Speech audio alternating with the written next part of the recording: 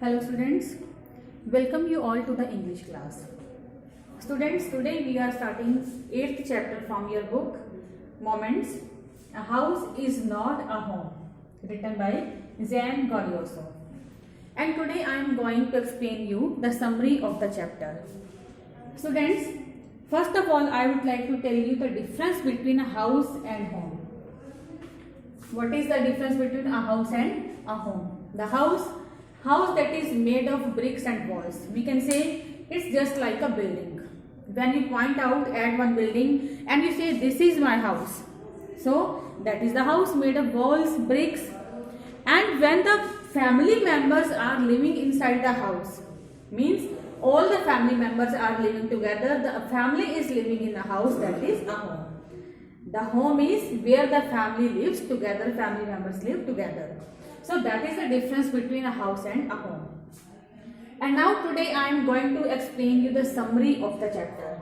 As the chapter is written by Zan Gorioso. So Zan Gorioso has described in this chapter one of the incidents of his childhood.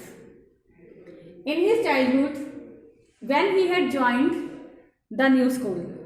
He had joined a new school when he was at high school, and when he was in new school, he always recalled his old days that he had spent in the old schools.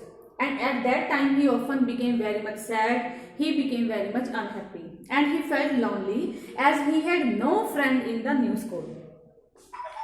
And at that time, he was very much upset, he became worried, and one day, he went to meet his old teachers, and all the teachers advised him to involve in the all activities in the new school. And also they told him that he should make the new friends there, as he had to join the new school very willingly. He should remain very much happy as he was happy in the old school. Also one thing is there that the new school was even bigger than the old school, but still then he was not happy there. And one more incident happened with him. One day on Sunday afternoon, he was studying and one of his favorite cat was also sitting beside him. And then the fire was also burning at its place, at fireplace. But suddenly he saw that the smoke was coming out of the ceilings. And then he saw the smoking that is coming out of the ceiling. He went out of the house. Even the smoke was increasing gradually. He with his mother came out of the house. They ran out of the house and they saw that their house was on fire. The house was burning. The mother, as his father was no more, he was living in the house with his mother, and he was living with his mother. His father was no more, and they both came out of the house. And then his mother remembered that she had forgotten some of the important papers inside the house. Then again she went inside the house. She ran towards the house and brought all the important papers very safely. But again she remembered that some of the letters of her husband, the late husband, and also some pictures were inside the house. Again she went inside the house. In the meanwhile, the firemen were sent for, they were called.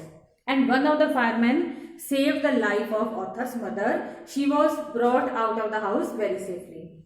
And then the author was also wrapped a blanket. He was also saved and he was seated in the car with his mother. Now they saw that their house was on fire, it was totally burnt, and they had no place to live in, they were shelterless.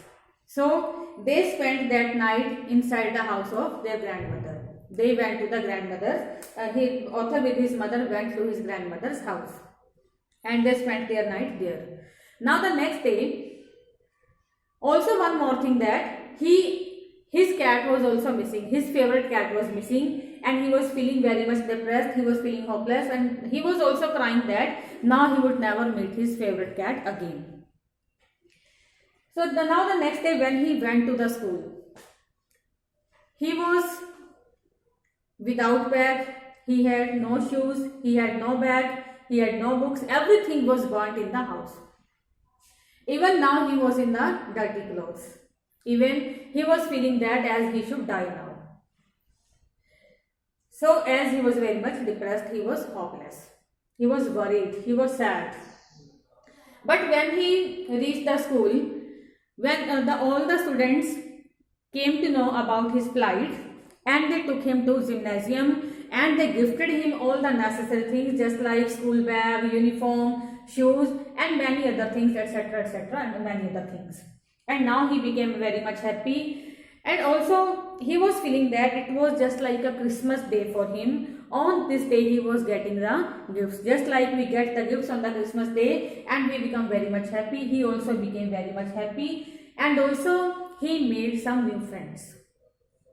Now after 1 week, now his house was again rebuilt, was being rebuilt, and after one house he was, after one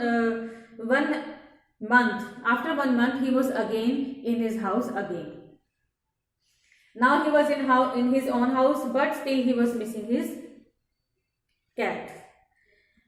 And also he had made 2 new friends.